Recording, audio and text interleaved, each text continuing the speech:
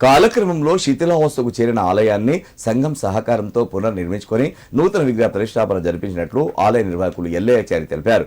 గత 4 సంవత్సరాల నుండి ప్రతి ఏడు నాగుల చవితి పురస్కరించుకొని శ్రీ పోతులూరి వీర బ్రహ్మేంద్ర స్వామి గోవిందమాంబల కళ్యాణం నిర్వహిస్తున్నట్లు తెలిపారు.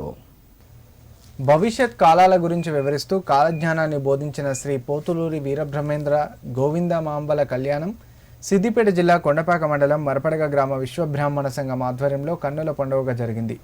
విశ్వబ్రాహ్మణ సంఘం అధ్యక్షులు పబ్బోజు రమ ఎల్లయ్యాచారి దంపతుల ఆధ్వర్యంలో ప్రతి ఏటా 7 నాగుల చవితి పురస్కరించుకొని ఈ కళ్యాణం నిర్వహిస్తున్నారు. విశ్వబ్రాహ్మణ కుటుంబాలు భక్తి శ్రద్ధలతో స్వామివారి కళ్యాణంలో పాల్గొని స్వామి అమ్మవార్లకు ఓడిబియ్యాలు పోసి మొక్కులు చెల్లించుకున్నారు. కళ్యాణం అనంతరం హోమం నిర్వహించి పూర్ణాహుతి జరిపించారు. ఈ కళ్యాణ కార్యక్రమంలో ఎఫ్డీసీ మాజీ చైర్మన్ వంటేరు ప్రతాప్ రెడ్డి, మండల బీఆర్ఎస్ నాయకులు పాల్గొని ప్రత్యేక పూజలు నిర్వహించారు. ఈ సందర్భంగా ఆలయ నిర్వాహకులు ఎల్లయ్యాచారి మాట్లాడుతూ గత 30 సంవత్సరాల క్రితం పూర్వీకులు ఆలయాన్ని నిర్మించారని తెలిపారు. ఈ కళ్యాణ క్రతువు కార్యక్రమానికి సహకరించిన దాతలకు, సంఘం సభ్యులకు ఆయన ప్రత్యేక కృతజ్ఞతలు తెలిపారు. ఈ కార్యక్రమంలో ఏమల్ల రాజరెడ్డి, మంచాల విజయ శ్రీనివాస్, మల్లికార్జున్ పాల్గొన్నారు.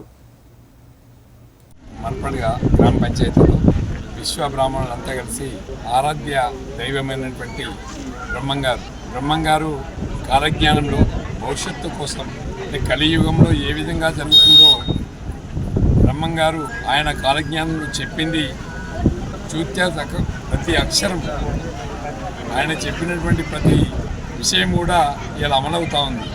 అంటే కాలజ్ఞానం అంటే భవిష్యత్తును ఏ విధంగా ఉంటుందో చెప్పినటువంటి బ్రహ్మంగారు. ఆ బ్రహ్మంగారిని ఆరాధించడం అనేది చాలా అవసరం. ఇవాళ విశ్వ బ్రాహ్మణులంతా కూడా